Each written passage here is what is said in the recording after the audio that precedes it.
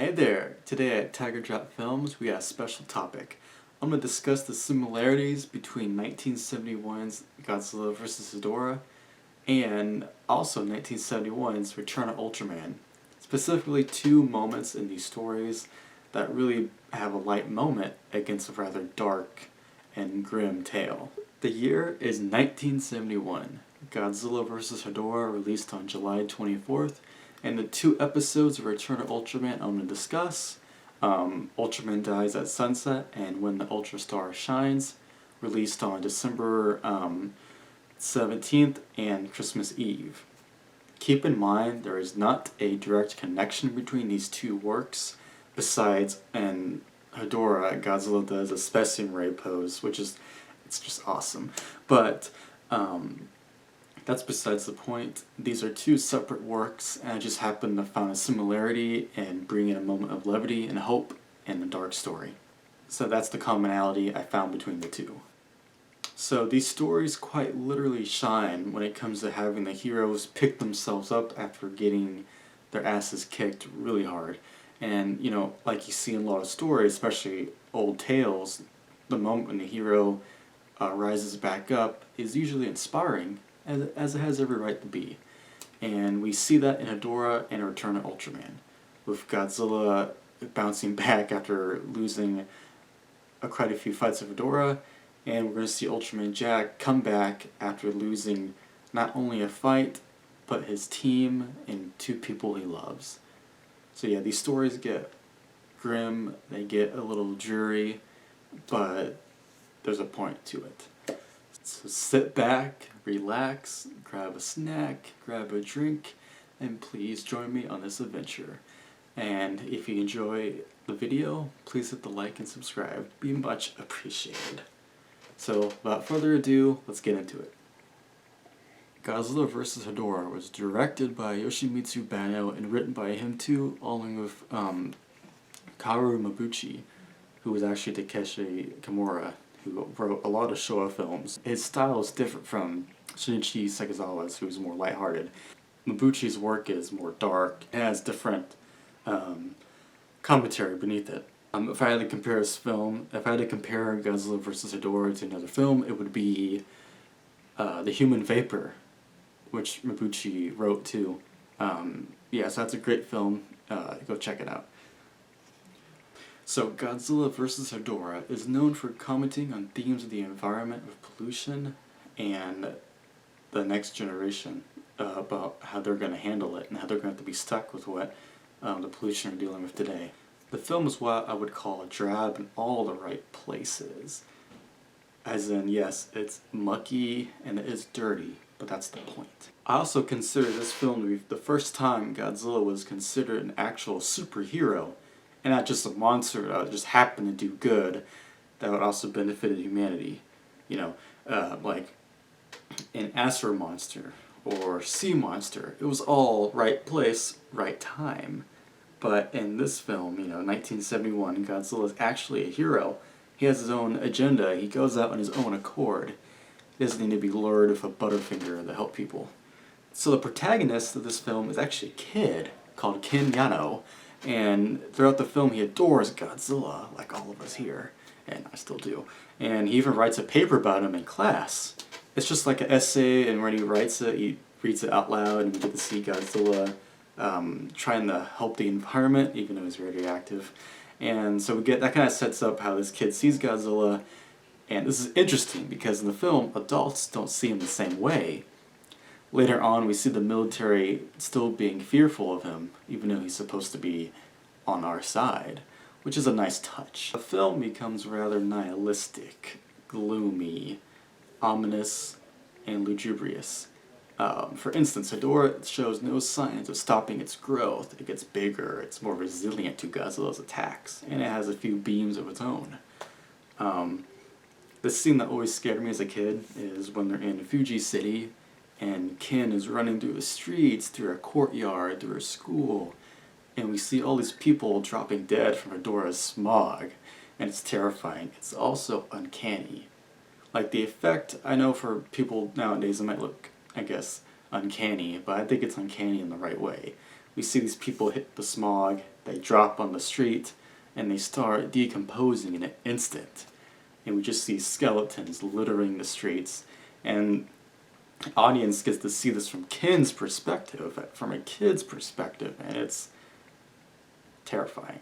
You know, yeah, it's, as a kid, it's one of those scenes that when you watched it, it just scared the shit out of you. And even to this day, it's still unnerving. And it really encompasses why Hedorah is such a threat. So yeah, the scene is terrifying as it is uncanny, and I think that's a good sign of horror. We then cut to a montage of still shots in the city following the Fuji attack, and we see a montage from a news station of reports about casualties still rising, even these animated clips of Hedorah taking in sludge and smog from a factory, and then it gets really disturbing if it wasn't already. We see clips of a baby in sludge and a kitten in sludge. Yeah, it's gross. It better be for you guys too. I mean, come on, that's terrifying. And then people over the news also wonder in fear of what Hedorah is capable of next. So this brings us to Ken's father, Dr. Toru, who earlier in the film got one of his eyes attacked by Hedorah, a small Hedorah. So throughout the film, he has one eye bandaged, and you can see the gray kind of intake from the smog kind of bleeding through. It's gross, and you can only wonder what Ken is thinking of seeing his father like this throughout the rest of the movie, the majority of the movie. However, Dr. Toru works on a way to defeat Hedorah by exposing its weakness to a certain voltage of electricity, and then he relays this information to the military, the JSDF. Sadly, the film does not stop pulling its punches here. Before the climax, we see Ken's uncle, Yukio Kyuchi, leading a group of the youth, people his age, having a party at the base of Mount Fuji. It's vibrant, there's music, and there's probably drinking and what going on. But they're celebrating the earth in their own kind of way. It's I wouldn't say they're hippies, but they're youthful, they want change, and they're preaching about love, essentially. But in the distance of the shot, we see what appears to be Ghost looking at this party. I interpret it as a past generation looking at the current generation and kind of just wondering how did things get here. But they have this look of like, they have like these blank faces, but the kind of blank faces that you still know that they kind of have a somber look to them, kind of like a, not really disappointment, but you can tell they're looking at them and they're not happy. But I mean, I don't think if you're a ghost, I don't think you'd be happy. So yeah, so they see the latest generation party around as the world around them succumbs to the effects of pollution. And it should be noted that even the past generations, like before the youth in this film, they're responsible for pollution themselves. So them looking at, you can also see it as them seeing what their actions have caused this current generation. So no one in particular is to blame, but several different parties involved. So suddenly Hedorah attacks in its newest form, this one. It's big, it's deadly, and Ken's uncle, Yukio, he tries to rile up these young people to attack Hedorah with these sticks that are on fire. And did it work? No. It's called Godzilla vs. Hedorah. There's supposed to be a fight. But Yukio and the youth, they try to fight off Hedorah, and then it gets, they actually end up dying.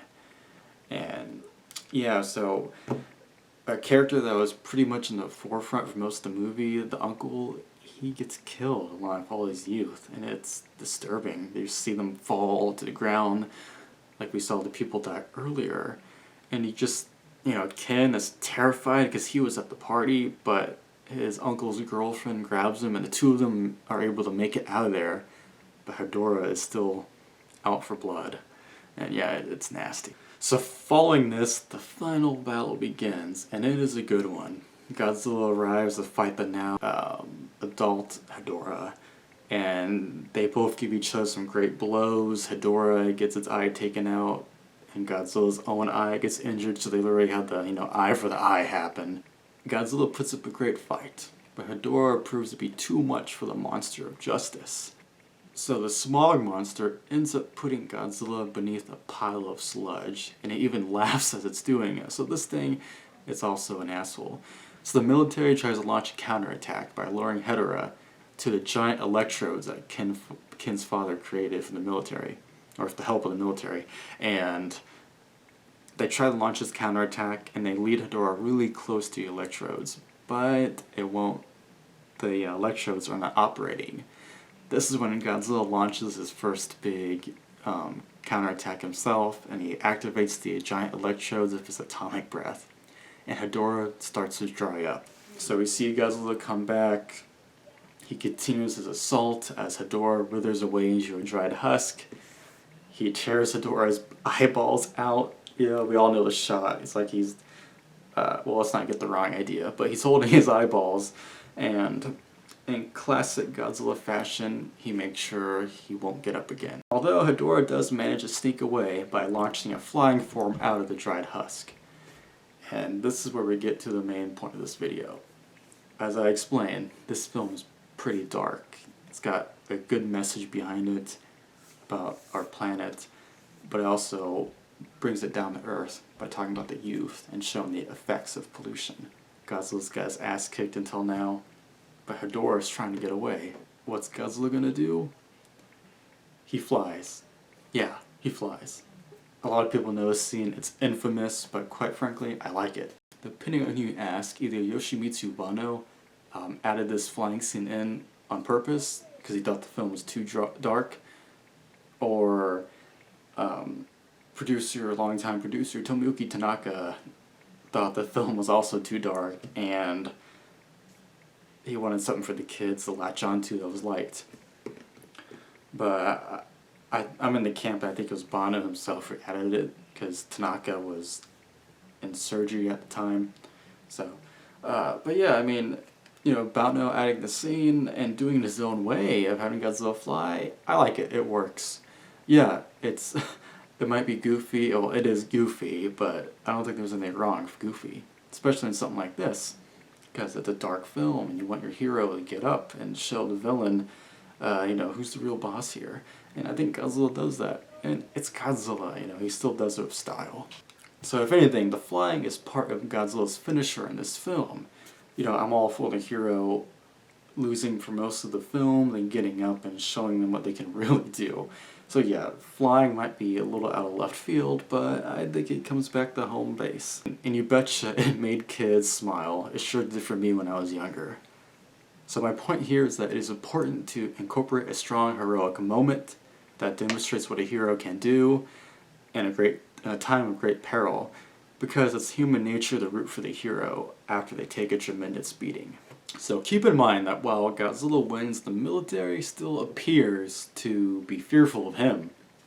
Not to mention that the film ends on the lingering possibility of another smog monster appearing in the future if we don't fix our problems with pollution and, you know, do something good. So while Godzilla vs. Hedorah in the film, they had a victory, the future is still up in the air. I think that showing Godzilla can counteract this ever-increasing threat illustrates that people too can adapt to face new challenges, especially for the young viewers in the audience. Because after all, it's going to be my generation and the next generation that needs to pick up all this sludge. With that being said, let's move on to our next topic that balances a dark story with a positive moment.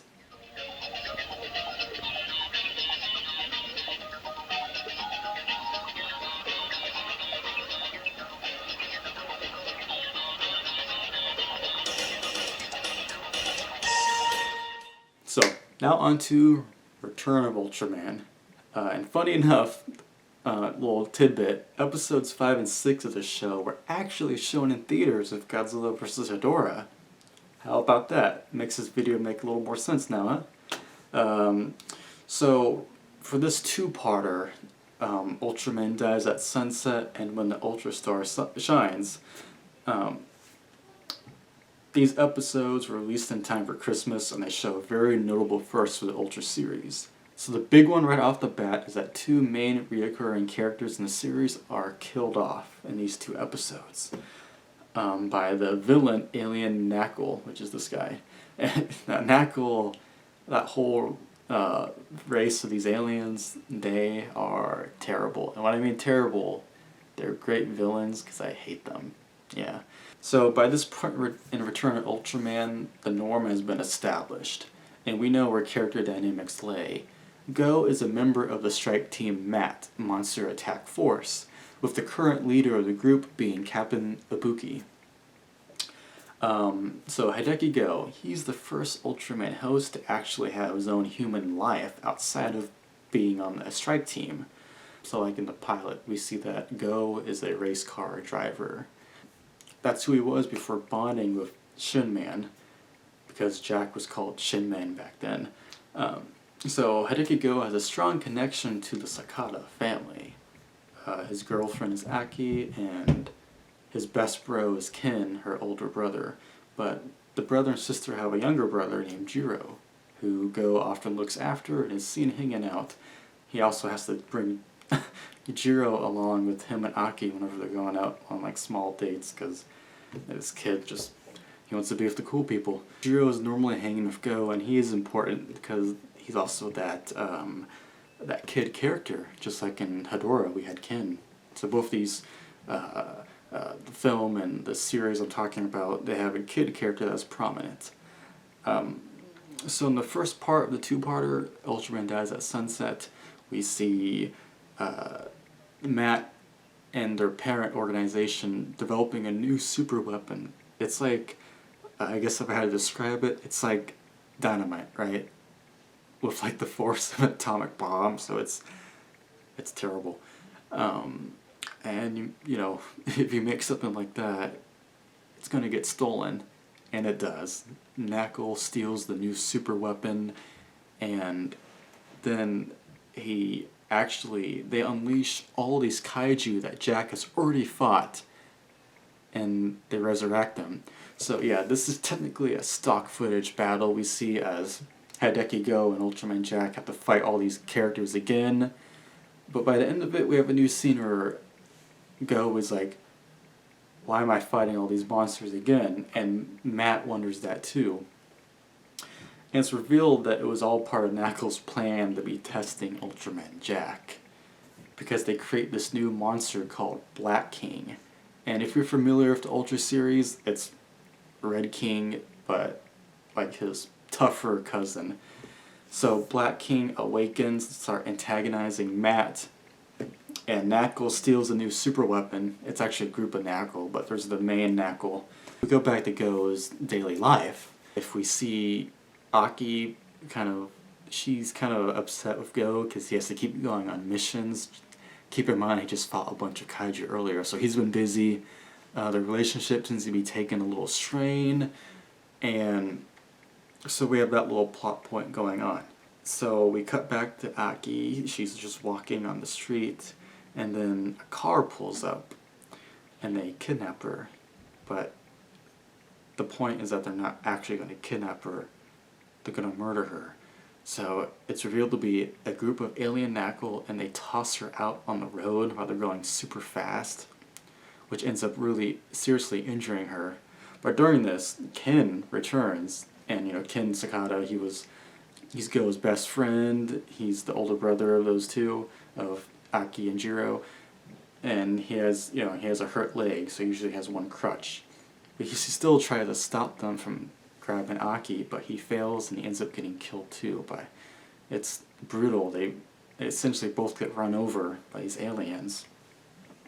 Like when I saw this, I was still new to the series, and I was so taken aback because it just killed two characters off.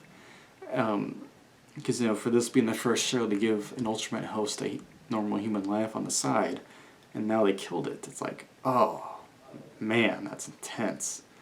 And the real world reason is because the actress and actor for Ken and Aki, they were busy doing other things at the time, so they had to remove their characters somehow. But they still do it in a way that creates a really interesting story that's profound. So moving on. Go, he's occupied with Matt, but he hears about this news about Aki and Ken, so he rushes to the hospital. Ken is pronounced dead. Then he gets to see Aki one last time before she passes. And she's barely hanging on enough to give him this watch that meant a lot to both of them. So yeah, it's heartbreaking, and Jiro's there with Go, and he starts breaking down. It's depressing. This show gets really bleak. I think more so than Ultra 7 for me. Like, this got really dark.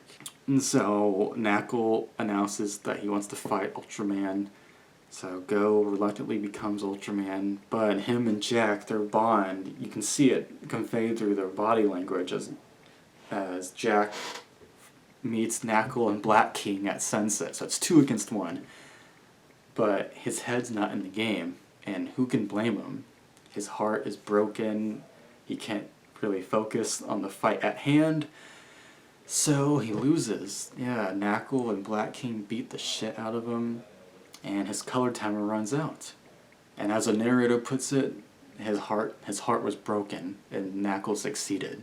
So that's how he beat him in a fair fight. Okay, maybe not fair, but he beat him.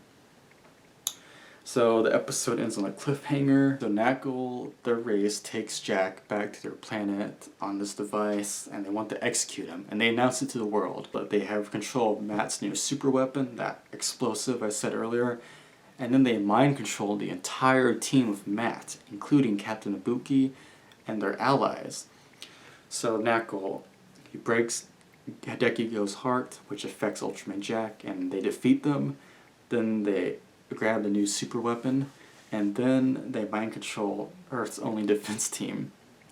So yeah, humanity is screwed. So then we get to when the Ultra Star shines, and obviously Jiro is left on Earth pretty much by himself because everyone's terrified of what's going to happen, and we just see him, obviously he's depressed, and Matt is controlled. Nackle won. And this isn't even a season finale, by the way. It's just about 3/4 of the way through the show. So we talked about a lot of dark stuff, right?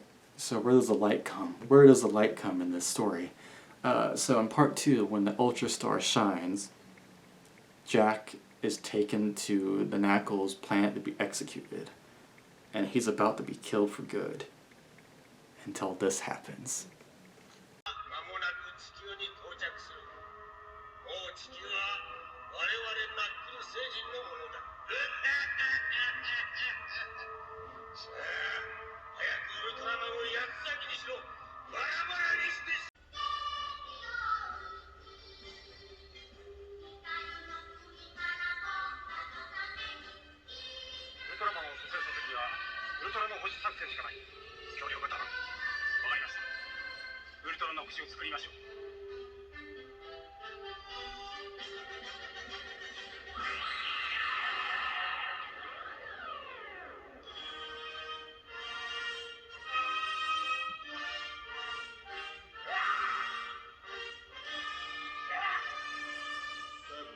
Isn't that not amazing? Like, for a show to get this grim and bleak, to have the 2 past heroes arrive to save our new hero, I think that's a really damn good idea. And we even see Hayata and Moriboshi, so we get the human forms of Man and Seven, and they shake hands, they're like, let's save them. And they do. They're saved by these past heroes. And I think that's inspiring, Obviously, yes, his team is mind controlled. He lost 2 people he loves, but these 2 other guys took time to help him out. These 2 guys that I'm sure kids back then already looked up to, Ultraman and Seven, and now the newest hero was saved by them. And I love that. It's inspiring, but the fight's not over yet. So Jack returns to Earth, and him and Go have a long battle ahead of them. First, they have to disarm Matt, who attacks them with their jets, so he has to fight his teammates without hurting them. And eventually he helps them overcome the mind control, and so he gets his team back together. But Nackle still has a super weapon. It culminates in another fight in the field, but it's not sunset, it's broad daylight.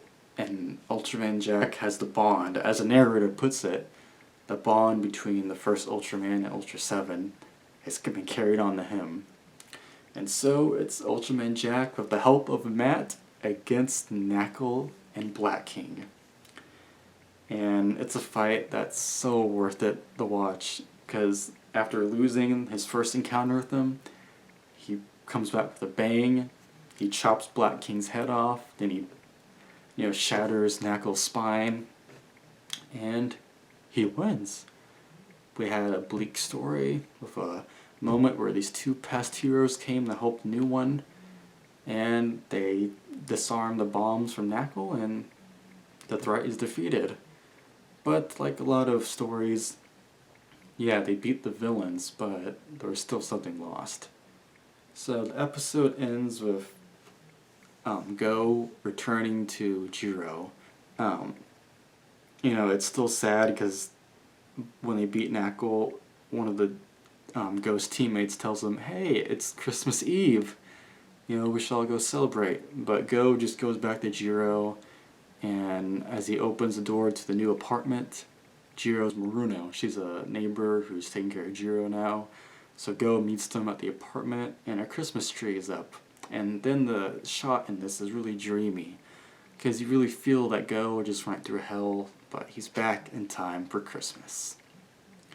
And that's pretty much how this episode ends. It technically is a quick watch, this two-parter, but a lot happens, and it did change the series, because now the status quo is a little different. Yes, it goes back to Monster of the Week, Alien of the Week, but now it's, I feel like at this point, Jiro and Go grow a little closer. So yeah, that's how it went. These two stories, Godzilla vs. Hedorah, and the Ultra Star two-parter of Return of Ultraman.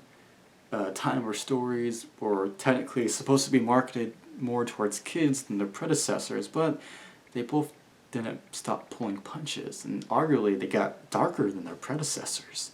So, yep, these are two stories that got bleak, ominous, and even nihilistic a little bit, but they both had the heroes come out on top at the end, and perhaps something was learned in different ways. Either it's about improving the future for the Earth and preventing another Hedorah, or trying to find solace after losing two people you really care about, and trying to be there in time. Because after all, who knows how many Christmases you'll get to see in your life. So yeah, that's the video. If you enjoyed it, thank you for sticking around. I appreciate it a lot. Please like and subscribe if you liked it, and I got even more content coming out in the next couple of weeks. So, thanks for watching, and please, take care.